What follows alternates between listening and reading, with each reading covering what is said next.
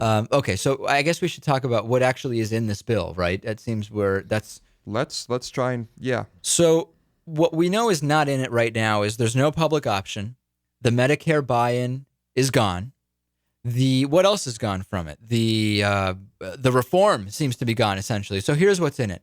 Insurers have to give everybody a minimum amount of coverage. You can't give somebody just a bare bones, no coverage. You can't deny people coverage due to pre-existing conditions.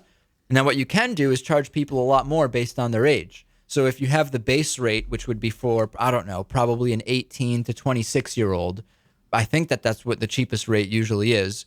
You can charge someone based on their age up to 3 times as much, in some cases up to 4 times as much, not in some cases, depending on whose amendment or whose bill you subscribe to. That's a problem to me.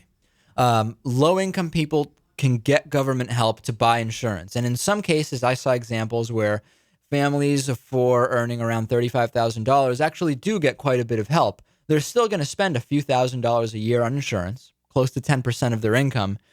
And that doesn't include all of the copays and the expenses that presumably they'll have in addition to their premiums, but fine. Ideally, it would trim some Medicare costs.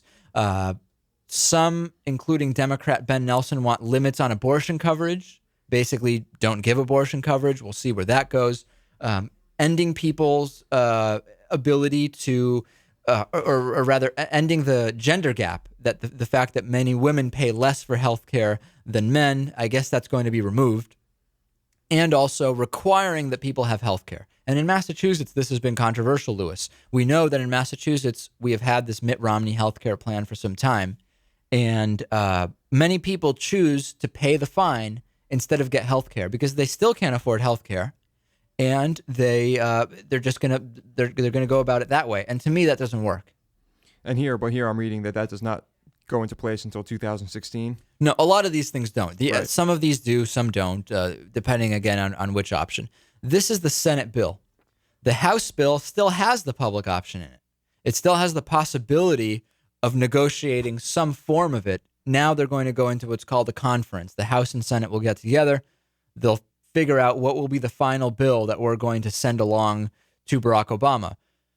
I think that there's an outside chance that a public option might somehow get put into this. It seems very unlikely. It would have to get slipped in at the last minute, some kind of a deal where, all of these promises have been made. Nebraska will get no cost health care. There will be no fee to them for participating in the exchange. A few states got different deals. Massachusetts is getting some amount of money.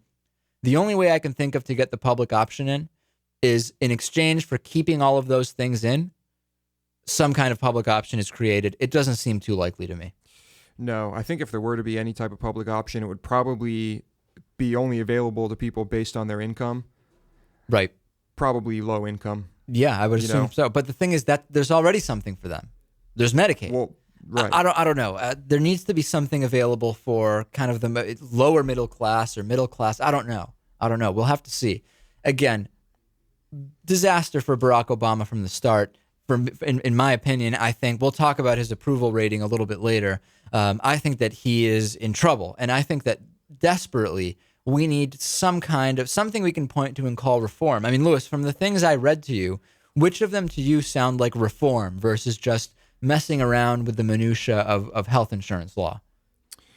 Right. I suppose only government help to people who have low income. And that'd be about it. And not to mention that already does exist. It's not that just doesn't exist at all. Oh, right. And I'm sure they've got horrible healthcare plans anyway and huge deductibles and, the works. You could be right. Yeah, I don't know.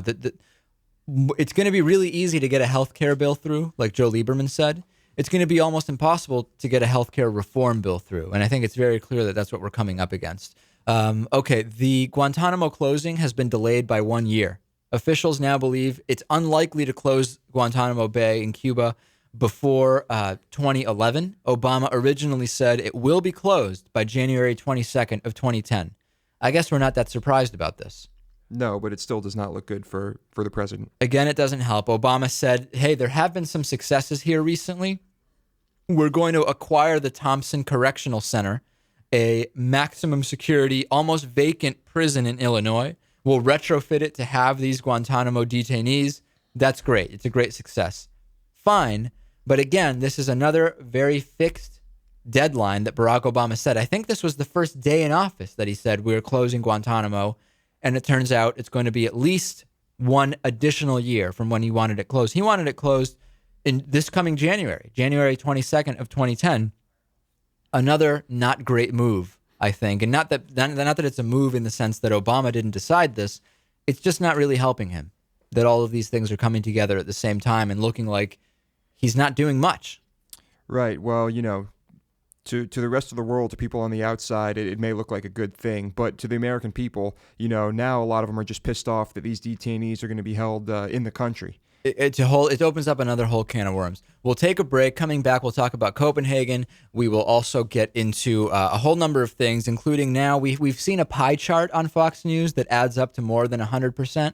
Now there's a poll. In a poll, if you're over 100%, it means more than the population of the U.S. believes something. We'll try to figure out what it means after the break.